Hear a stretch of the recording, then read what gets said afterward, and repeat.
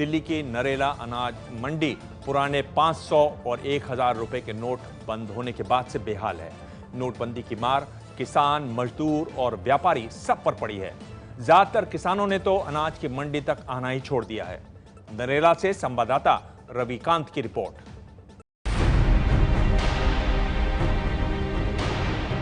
गेहूँ लेना हमने बीज के लिए, खाद लेना है, उसके लिए चेक कहाँ से देंगे? पैसा की बहुत समस्या है यहाँ रोटी नहीं मिलता है खाने के लिए। बाबूजी कैश लेके कहाँ से आए? बैंक से हमें हफ्ते में 50,000 रुपये मिलता है।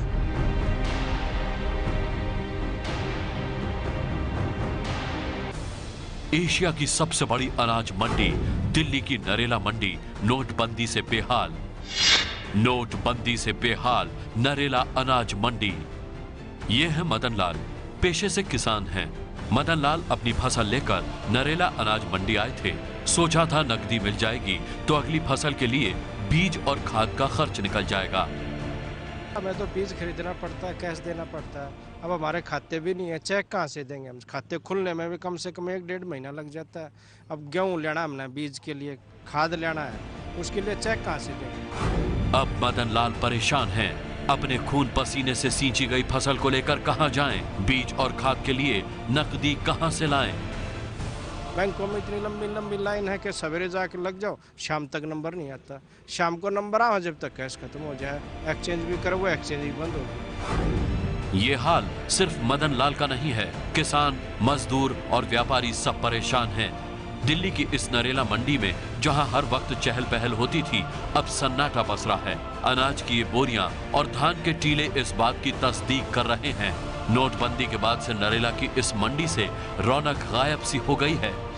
हर रोज औसतन 1 लाख बोरी अनाज आता है, लेकिन इन दिनों सिर्फ 25,000 बोरी ही अनाज आ रहा है।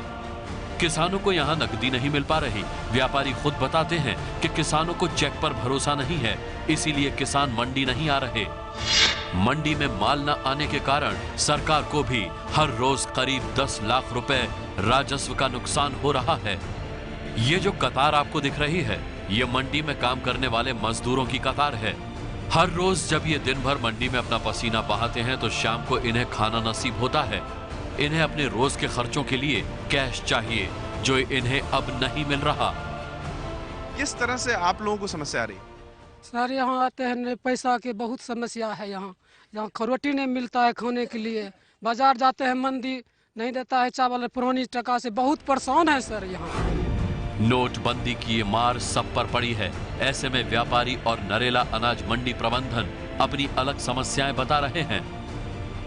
लेबरों को भी चेक दे रहे हैं, तो बाबूजी कैश लेके कहाँ से आए? बैंक से हमें हफ्ते में 50,000 रुपये मिलता है।